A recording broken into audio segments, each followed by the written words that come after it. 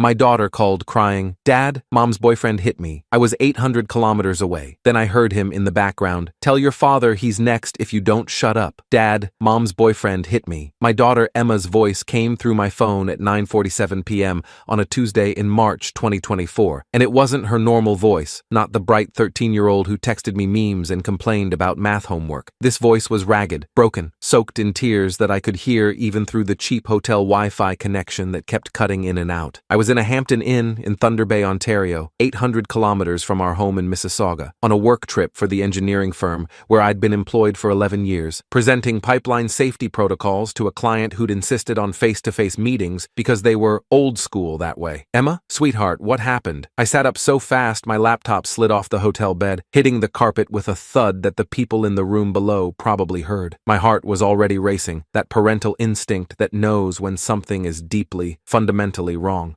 Brad, Mom's boyfriend. She was crying so hard I could barely understand her. He got mad because I didn't do the dishes fast enough, and he pushed me against the wall, and then he hit me across the face, and then I heard him, in the background. A male voice, loud and ugly, slurred slightly like he'd been drinking. "Tell your father he's next if you don't shut up about this. You hear me? He's next." My blood turned to ice, then to fire, then to something cold and sharp and focused that made my vision go crystal clear in a way it only does in moments of absolute crisis. "Emma, are you safe right now? Right this second?" My voice came out calmer than I felt, the engineer in me taking over. Assess the situation, identify the variables, formulate a response. "I'm in my room, She sobbed again, that hitching sound kids make when they're trying to breathe and cry at the same time. "He's gone to the kitchen. I can hear him. Mom's with him. They're talking. Lock your door. Right now. Can you do that?" I heard the click of her door lock engaging. "Okay, it's locked. Stay on the phone with me. Don't hang up." My left thumb was already hitting 911 on my work phone. Yes, I carried two phones, had since the divorce 3 years ago when Rachel and I had split custody,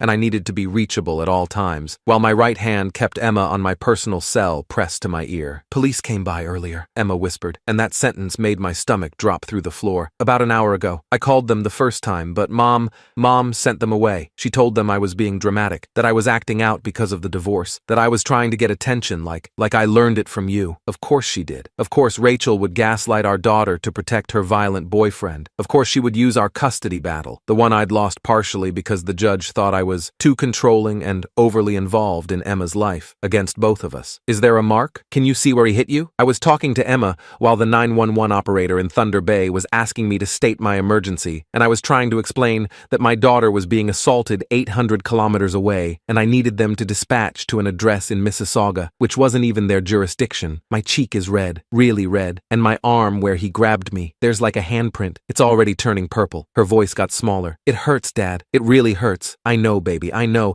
Listen to me. I need you to take photos. Right now. Use your phone. Take pictures of your face, your arm, anywhere he touched you. Can you do that?" I heard the camera click through the phone. Once, twice, 3 times. Then my phone buzzed with incoming images. Emma's face, my beautiful daughter's face, with a red welt across her left cheek, in the perfect shape of an adult's hand. Her arm showing a bruise already forming, 4 finger marks and a thumb, like someone had grabbed her hard enough to leave an imprint in her skin. My vision went white around the edges. I had to close my eyes and count to 3 before I could function again. I forwarded the photos immediately to my lawyer, Jennifer Martinez, family law specialist, who I'd kept on retainer after the divorce because something in me had never trusted Rachel's judgment in men, to the Peel Regional Police non-emergency number, to my own email, 3 different accounts, personal and work, and a backup Gmail I'd set up specifically for custody documentation. Paper trail, backup, proof, evidence that couldn't be disputed or deleted or explained away. "Emma, is Grandma nearby? Your mom's mom?" I was already pulling up contacts, my fingers moving faster than my brain. "She lives like 15 minutes away, but Mom won't let her in. Mom doesn't even like when Grandma calls me. Your mom doesn't have a choice anymore. Stay on the phone." I called my ex-mother-in-law, Margaret Chen, age 62, retired nurse, the only person in Rachel's family who'd stayed in contact with me after the divorce because she'd told me privately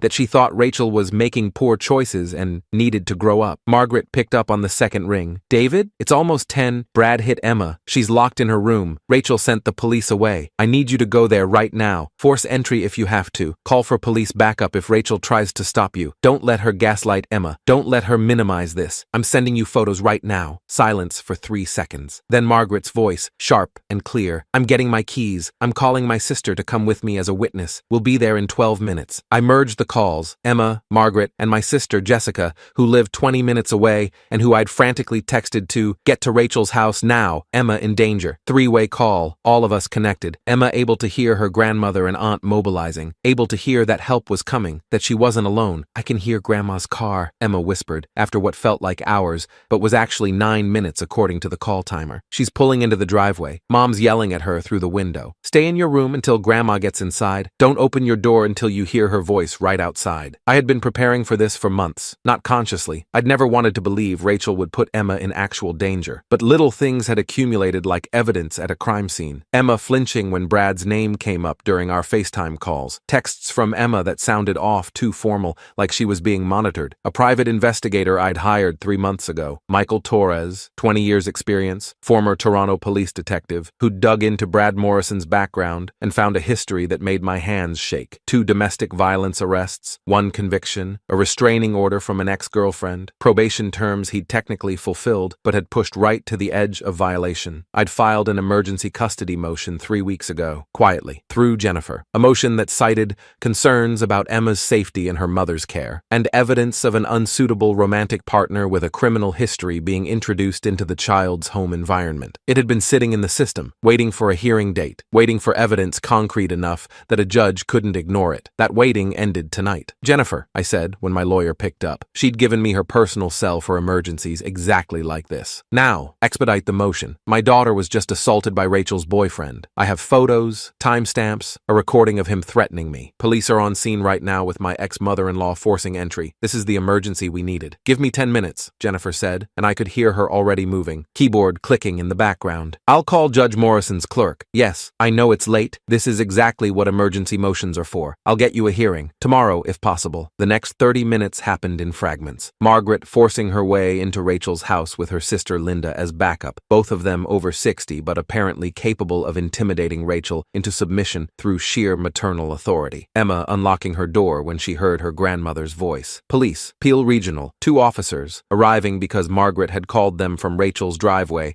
explaining there was a minor in danger and the mother was refusing access. Brad Morrison getting arrested when the officers saw Emma's injuries and ran his name and found the warrants and probation violations he'd accumulated in the past month that nobody had followed up on. Officer Sarah Chen, 15 years on the force, domestic violence specialist, called me at 10:47 p.m. Mr. Lawson, this is Officer Chen with Peel Regional Police. Your daughter Emma is safe. She's with her grandmother and aunt. We've arrested Brad Morrison for assault on a minor and uttering threats. Your ex-wife Rachel Lawson is being investigated for failure to protect a minor and potentially filing a false police report. What about his record? I asked, already knowing but needing to hear it confirmed by an official source. 2 prior domestic violence arrests, 1 conviction from 2019, currently on probation which he's now violated. The Crown Attorney will be pushing for remand. He's not getting bail, Mr. Lawson, not with his history and these new charges. That last sentence hit me like a wave of relief, so intense my knees went weak. I sat down on the hotel bed, still holding both phones. Emma still on one line, breathing steadily now that her grandmother was with her. Jennifer called back at 11:03 p.m. Emergency custody hearing tomorrow. Well, today now, technically. 2 p.m. at the Brampton Courthouse. Judge Sarah Morrison cleared her afternoon docket. Bring all evidence. Bring Emma if she's willing to speak to the judge. Bring witnesses. I'll handle the legal arguments, but I need you there. I was already packing. Threw my clothes into my suitcase without folding them, laptop into its bag, toiletries swept into a plastic shopping bag because I didn't have time for organization. Called my boss, left a voicemail at 11:30 p.m. explaining there was a family emergency and I was driving back tonight and wouldn't be at tomorrow's final client meeting. Checked out of the Hampton Inn at 11:47 p.m., the night clerk looking concerned as I threw my key card on the counter and basically ran to my car. Drove through the night. 8 hours. Honda Accord, 2019 model, 180,000 kilometers, needed an oil change I'd been putting off. Coffee from a Tim Hortons at midnight, another at 2 a.m., another at 4 a.m. Emma on the phone every hour, just to hear her voice, to know she was okay,